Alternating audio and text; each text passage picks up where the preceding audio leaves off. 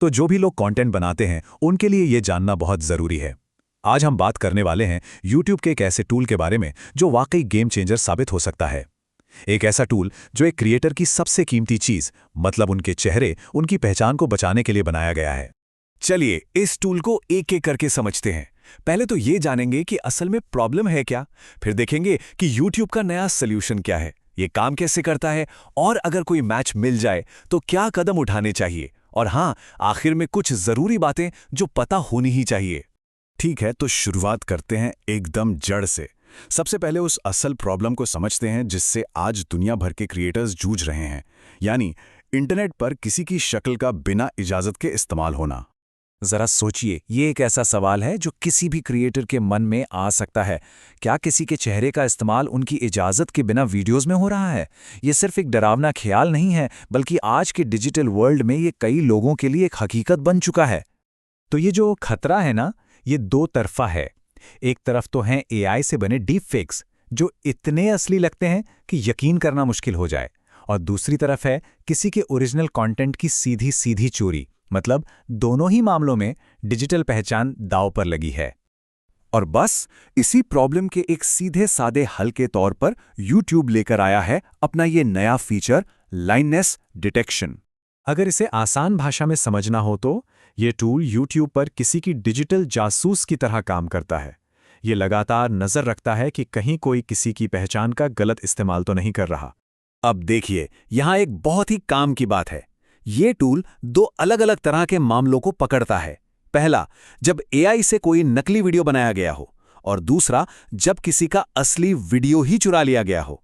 इन दोनों में फर्क समझना बेहद जरूरी है, क्योंकि इसी से तय होगा कि प्राइवेसी क्लेम करना है या फिर कॉपीराइट। तो सवाल ये उठता है कि पर्दे के पीछे ये सारा जादू होता कैसे है। चलिए इसके काम करने के तरीके को भी समझ लेते हैं। इसको समझने का सबसे बढ़िया तरीका ये है, अगर किसी को YouTube का कंटेंट आईडी सिस्टम पता है जो ऑडियो और वीडियो को मैच करता है, तो ये समझना बहुत आसान हो जाएगा। ये बिल्कुल वैसा ही है, बस ये गाने या वीडियो की जगह किसी के चेहरे को स्कैन करता है। इसका पूरा प्रोसेस काफ़ी सीधा है। सबसे पहले अपनी आईडी वगैरह देकर एनरोल करना होता है। इसके बाद YouTube उस चेहरे का एक यूनिक डिजिटल टेम्पलेट बनाता है।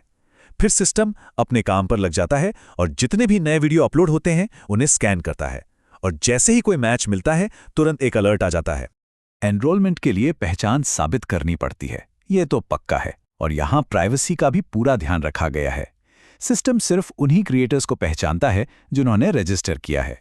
अगर वीडियो में कोई और है तो उसका डेटा स्टोर नहीं किया जाता। अब आते हैं सबसे जरूरी हिस्से पर। मान लीजिए सिस्टम को कोई मैच मिल गया, तो अब क्या? इसके बाद पूरा कंट्रोल क्रिएटर के हाथ में होता है। वो तय करते हैं कि आगे क्या करना है। तो ऐसे में तीन रास्ते सामने आते हैं। पहला, अगर कोई डीप फेक या नकली वीडियो बनाकर किसी की इमेज खराब कर रहा है तो प्राइवेसी रिमूवल की रिक्वेस्ट की जा सकती है। दूसरा, अगर किसी ने किसी के व्लॉग का हिस्सा काटकर अपने वीडियो में लगा दिया है तो ये एक सीधा साधा कॉपीराइट क्लेम का मामला है। और तीसरा, अगर वो कोई फैन एडिट है या कुछ ऐसा है जिससे कोई नुकसान नहीं, तो बस उसे इग्नोर करके आर्काइव कर सकते हैं।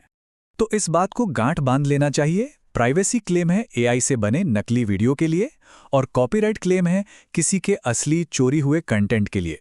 सही टूल का इस्तेमाल करना एक तरह से सही लड़ाई चुनने जैसा है। इससे जीतने के चांस बढ़ जाते हैं। अब देखिए, कोई भी नया टूल हो, उसकी कुछ शर्तें और कुछ सीमाएं होती ही हैं। इन्हें समझना बहुत जरूरी है ताकि उम्मीदें सही रहें। तो सवाल यह है कि क्या हर कोई इसे इस्तेमाल कर सकता है? जवाब है अभी नहीं। ये अभी एक्सपेरिमेंटल स्टेज में है और सिर्फ कुछ शर्तों को पूरा करने वाले क्रिएटर्स के लिए ही अवेलेबल है। तो अगर ये अभी किसी के चैनल पर नहीं दिख रहा है तो थोड़ा इंतजार करना पड़ सकता है। ये जानना भी बहुत जरूरी है कि ये टूल क्या नहीं कर सकता।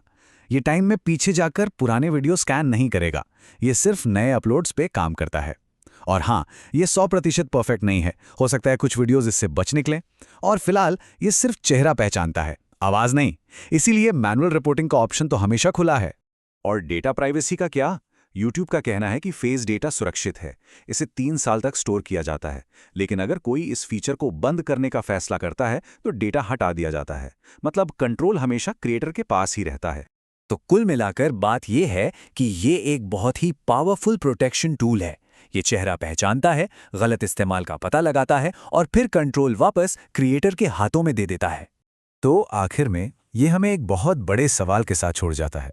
लाइनेस डिटेक्शन एक मजबूत हथियार है, लेकिन जैसे जैसे एआई और भी ज़्यादा स्मार्ट होता जाएगा, डिजिटल पहचान को बचाने की ये लड़ाई आगे क्या मोड़ लेगी, ये एक ऐसा सवाल है जिसका सामना हम सबको मिलकर करना होगा।